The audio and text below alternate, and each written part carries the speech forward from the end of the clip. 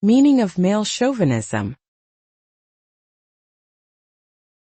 Male chauvinism. Male chauvinism. Noun. Definitions. 1. The attitude and behaviors of men who believe in the superiority of their sex and therefore discriminate against, or deny equal rights to women. 2. The belief that men are superior to women and should have more power and influence. Examples. 1.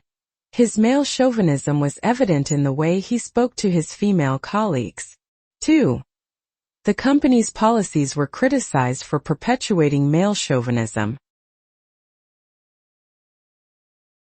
Male chauvinism.